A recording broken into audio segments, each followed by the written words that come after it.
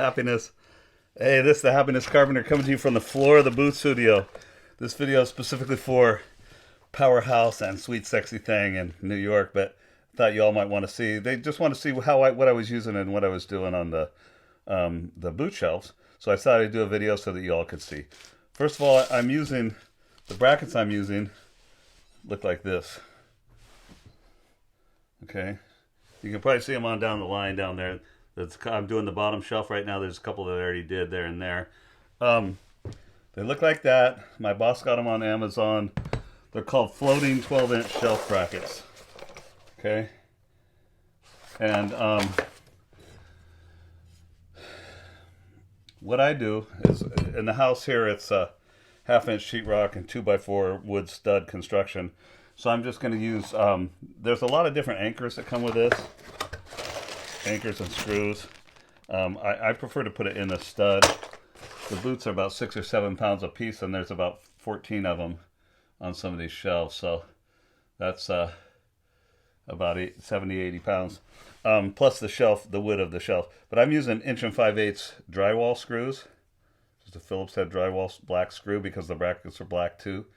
And it's going to go through the 1/2-inch drywall and give me about 1 1/8" penetration into the stud, which is fine for this. So let me just show you what I'm doing. I don't know how much you're going to see. You know I'm terrible at videoing. And I'm using my little Milwaukee 12-volt drill here. Just keep an eye on me, see what I'm doing. Oh, yeah, so what I used to originally find this as, now I'm just measuring down from the top shelf, and then what I'm doing now is my spacing I already got it was 8 1/4 in between the top of the shelf and the top of the next bracket. On all these I got 1, 2, 3, 4, 5 other shelves. So I'm just measuring down, putting a mark, then I'm just taking a leveling off the side of the bracket above, just on the edge, and putting a mark. And so I just get like the top left corner because I'm left-handed of the bracket. But if you are just trying to find your studs, okay, I'm using this. It's kind of a simple stud finder, electronic stud finder. Okay, the light is on, and it'll go green when I'm pretty much at the center of the stud. One side, the other side. So it comes up, the red comes up green, that's one side, sorry, not the center, one side. Go across the stud, down. So I did that up above and found my studs already. And now I'm just measuring and marking off of the one above it. So I'm just going to put this bracket in and show you how it goes with my 12-volt Milwaukee. You can hear that tone change. That means I'm in wood. That tone doesn't change and it doesn't tighten up like that. You're not in the wood. I'm just checking with my torpedo. That one's pretty much dead on right now. Just the up and down of it. So I'm going to add my second screw. And okay. So like I said, most of that screws and hardware that came with these things, I didn't use them. And the only screws I'm using is it comes with some 3/4-inch black screws that kind of set up the bottom, and they just look like that little tiny screw there. Phillips head also. So I don't know if I can get my drill under there. Looks like I can. Let me go get the shelf, and then you'll see me just finishing it off here. Oh yeah, look, some vintage Red Wing steel toe today, and Army BDUs. We used to call them fatigues. When my dad was in the Army, they were called fatigues. Now they're called BDUs. And the reason I like these is because just like the Carhartts have a little hole in the bottom.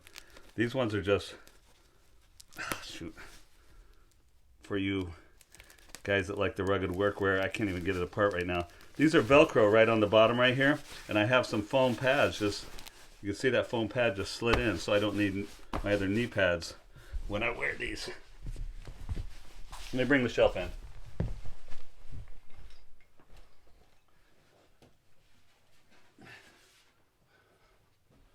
As always, when you're putting a shelf in that's almost the length of the whole area you're working on, you want to go one end up in the air if you can. And I got plenty of room though. When I entered the room, I had one end up in the air, and now I'm just going to slide it right into the bracket. Drops right in there. I'm going to bring it back over here to the door trim, and then there's a little bit of space. And what I want to tell you, I don't know if you can see that, the difference right there. This 12-inch bracket ended up being about 12 and a half, and I added a little piece of 1/2-inch trim, and I nailed it along the whole outside. Of course, you know that I gave it the burned effect too here. But there's still just a little bit of wiggle room and space. And so I'm bringing that all the way to the front. And then I'm just going to set my little screws from the bottom so that it doesn't move around on me.